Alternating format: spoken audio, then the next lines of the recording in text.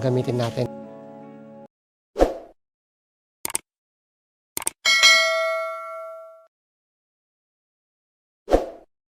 Yo, hello guys.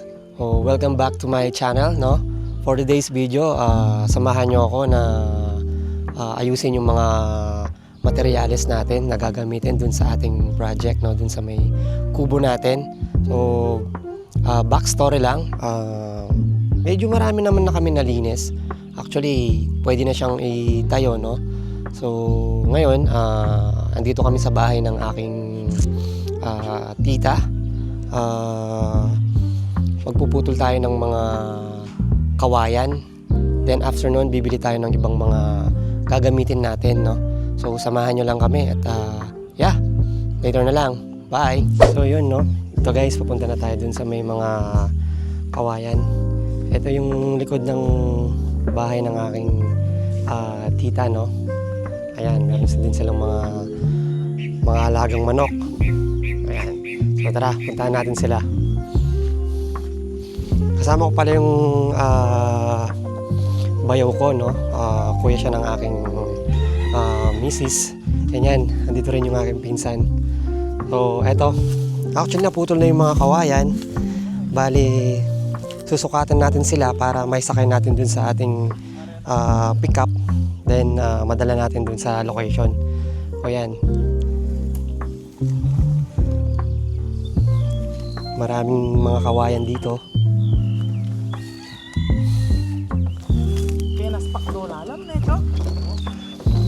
Chog, huwag ka nang matulog. Tulungan mo kaming mag-ano dito. Mamamatay. Galing kasi siya ng trabaho, panggabi siya. Tinitingnan lang na kami kung ano yung mga kailangan gawin dito, no? Ayan. Kung malawak tong lupa na rin na to.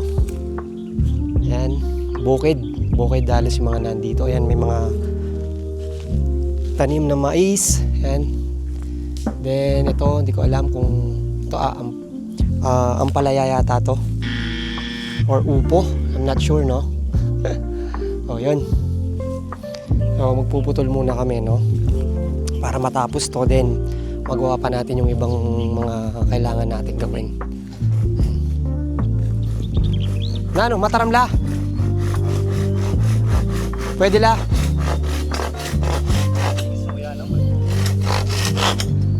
Yan, nakikita nyo naman, napaka galing ng ating tagaputol. Veterans.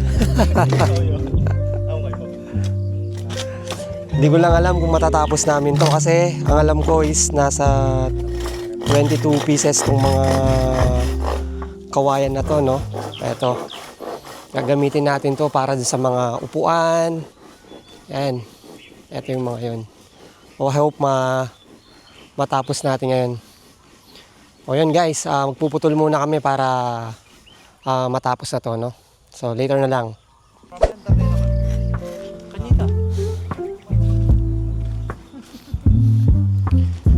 Hilahin muna natin tong mga kawayan dito guys. Lalapit natin, no?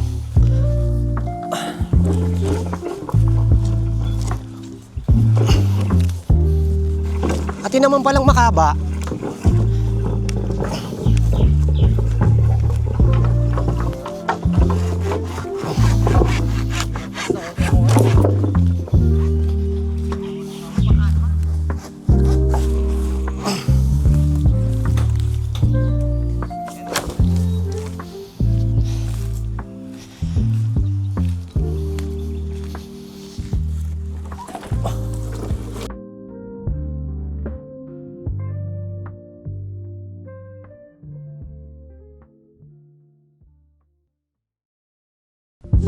Ano, marami na ba? Marami na. Mga, pwede ba Bossing, kahit patayo ka ng bahay mo, pwede. Pwede ba tayo magpatayo ng bahay dito? Oo, bossing. Ayan. Yan yung mga katapos, no?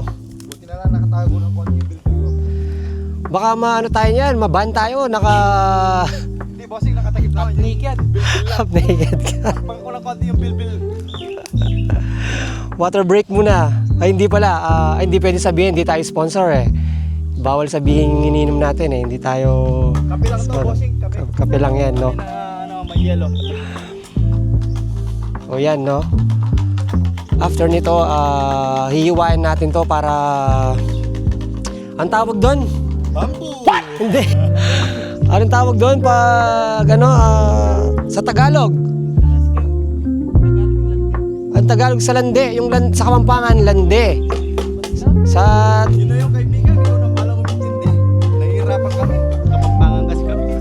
Ano ba yung tingin mo anong tawag doon? Doon sa... Lande na lang kaibigan para di tayo mahirap.